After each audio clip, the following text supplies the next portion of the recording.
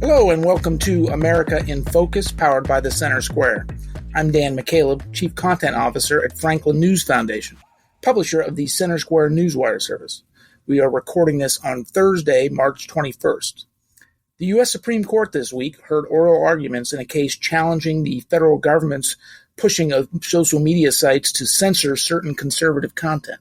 The case centers around the Biden administration pressuring social media sites to mute conservative voices questioning the federal government's COVID-19 response and the efficacy of the COVID vaccine. Much of that conservative commentary turned out to be true. Also, tied to the Supreme Court case are efforts by liberals to quash the Hunter Biden laptop story ahead of the 2020 presidential election. Liberals said the Hunter Biden laptop story was part of a Russian misinformation campaign, but it turns out the story was largely true. Joining me to discuss this is Casey Harper, Washington, D.C. Bureau Chief for the Center Square. Casey, you covered the Supreme Court hearing this week. Tell our listeners what you heard. Yeah, I mean, we heard some interesting back and forth between Supreme Court justices and the relevant attorneys on what has become a crucial issue, especially in the post-COVID era, when it comes to social media censorship and the federal government. And so, this issue really kicked off with the 2016 election. There was a lot of speculation and accusation and allegation that somehow maybe Russia and others were working online to sow disinformation and misinformation to sway the election in Trump's favor. And that's what helped him beat Hillary. I think there was kind of an autopsy, a forensic analysis done when so many were surprised to see Hillary lose. And so they were grasping for answers at how this could have happened.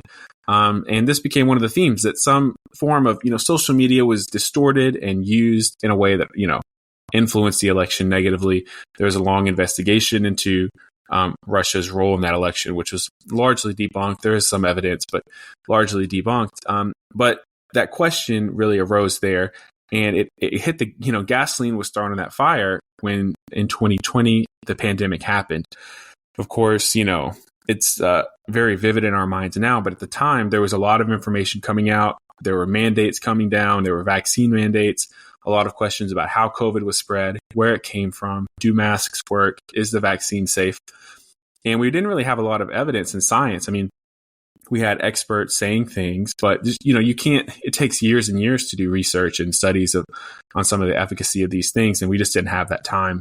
And so people were making decisions, and online, there was a lot of questioning, a lot of, anti-vax things, a lot of anti-mandate, a lot of questioning of different policies, and governments around the world reacted, some more harshly than others. But here in the US, we now have clear evidence. This is not conspiracy. This is not hypothesis. We know for a fact that the federal government pressured social media companies to take down certain viewpoints, to silence certain viewpoints, to censor American citizens. For example, one most common is for, anti-vax, people who are skeptical or questioning the COVID vaccine. The federal government, Department of Homeland Security, FBI, was pressuring and filing requests with companies like Facebook to remove posts. Companies like Twitter working with them. And so once this has all come out, it's brought this all to a head of how much can the federal government do, and what should be allowed there. And so it's worked its way through the courts. A lower court ruling very severely limited how much the federal government is allowed to work with companies like in this way to censor Americans. But now it's before the Supreme Court, and we're gonna find out, what is this role? What can this relationship be like in a more definitive way? Casey, what was interesting to me from your coverage is that while this has been an extremely, conservative issue, blaming the liberal Biden administration for censorship, et cetera, what was interesting to me is that even the most conservative justices on the court, as you wrote, seemed to express doubts about that prior ruling that you just mentioned, limiting federal cooperation and coercion of social media companies. Tell us about the line of questioning that you observed. Yeah, I mean, so the lower court ruling was more strict. It was a very strict ruling. It said that it seemed to say, and these rulings have to be interpreted, but it seemed to say that almost no cooperation or pressure from the federal government can ever happen. And so what happened in this oral arguments is that, well, what about this exception? What about this exception? And you could easily come up with exceptions that are not political, that are not the Hunter Biden laptop story example, that are not COVID. You could say something about if the FBI finds someone who is selling drugs on Facebook, right? Can the FBI tell Facebook, hey, take this post down, right? I mean, so there's, there are examples you could easily come up with that are not political per se, where you could make an argument that the federal government should be allowed to communicate with these social media companies to tell them to take posts down.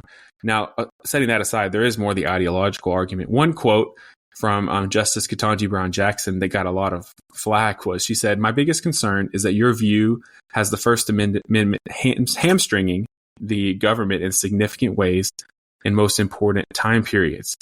That went, I'm just bringing it up because it did go viral a little bit when people said, well, yeah, of course, that's the whole point of the First Amendment, is to hamstring the government and to protect Americans from the infringement of their rights. So there is the practical argument of, well, what about this? But then there's also the ideological argument of, well, to what degree can the federal government censor Americans, and to what degree should they be, as Jackson put it, hamstrung? Elon Musk, who purchased Twitter now and renamed it to X a while ago, he's been talking about these censorship efforts essentially since he took over the social media outlet. And these are the same kinds of he had access, of course, to the government's communication with formerly Twitter during these time periods. And his stated purpose for purchasing the social media site was to end that censorship, particularly of conservative speech. So it does seem like there's some subtleties here in the law. How does the Supreme Court address this? I know I'm asking you to speculate. I mean, what do you see happening here? Well, I mean, I think we're going to see real precedent be set. I think for all their concerns about some of these more specific examples, I still think the court will be largely skeptical at the very least, to the degree to which the federal government acted on the Hunter Biden laptop, on COVID. Can it be narrowed so it's only strictly law enforcement issues, not political, not these other things? But the thing I would just add as we run low on time is that this is not one-off things that happened in the Trump era, or COVID's a one-time example. You may remember, Dan, the Department of Homeland Security created a disinformation governance board. Right. They had DHS, Department of Homeland Security, which is the greatest fear of everyone who opposed the Patriot Act, 15-20 years ago.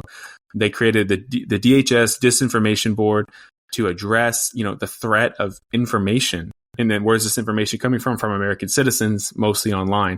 And so there was a whole part of the government that was being set up, targeted at Americans sharing speech. And so I think that's the kind of thing that I expect to be reined in by this ruling. But of course, it's all speculation. It is in the court's hands, and I hope they'll be guided to the right decision. Casey, thank you for joining us today. We expect a ruling from the Supreme Court sometime in May or June. Listeners can keep up with those rulings and more at thecentersquare.com.